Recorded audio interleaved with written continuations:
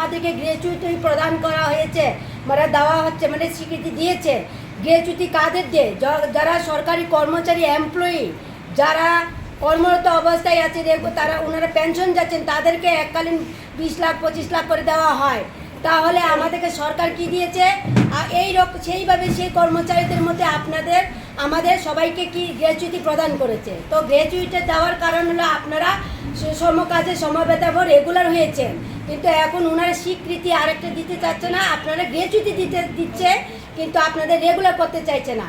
ওই রেগুলারটা কীভাবে করতে হয় এটা আমরা সরকারকে বুঝিয়ে দেবো। আমরা আমাদের ফ্যামিলি সহ, পরিবার সহ ময়দানে নেমে আমরা লড়াই করে, সংগ্রাম করে আমাদের দাবি, আমাদের অধিকারকে আমরা কেড়ে নেব। এটা আপনারা এখান থেকে শপথ করে যাবেন। এবং যারা দিদিরা আসেননি, অন্যান্য সংগঠন আছেন, তাদেরকে কোনো কিছু বলবেন না।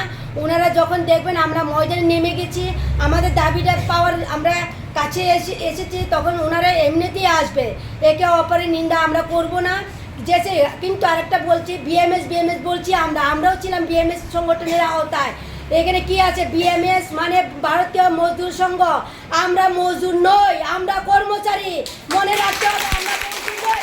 রিক্সা শ্রমিক, অটো শ্রমিক ওরা হতে পারে মজদুর সংঘ, আমরা মজদুর সংঘ না, আমরা কর্মচারী আওতায় আছি। এটা আপনাদের সবাই মনে রাখতে হবে। আমরা এমপ্লয়ি, আমরা গ্রুপ সি হেল্পার, যারা সহকর্মী দিদিরা আছেন গ্রুপ ডি পদে আমরা নিয়োগে আছি।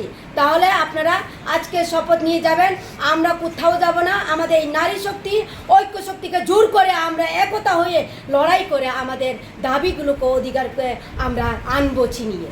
এবং সরকারকে দেখিয়ে দিতে চাই, বলছে সবকা সাথ সবকা বিকাশ। ঠিক আছে, সবকা সাথ সবকা বিকাশ হওয়ার আগে আমাদের নারীদের আগে সম্মান করতে শিখুক উনি।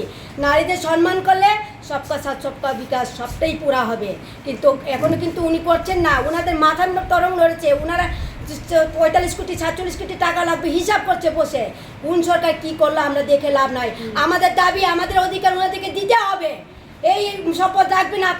আপনারা যারা আসেন তাদেরকে বুঝিয়ে বলবেন যে আপনারা আসুন, একই ছত্রতলে আমরা এক পাও এক হাত মিলিয়ে আমরা একই সুরে আওয়াজ তুলে দুনিয়ার অঙ্গনওয়াড়ি কর্মী সহকর্মী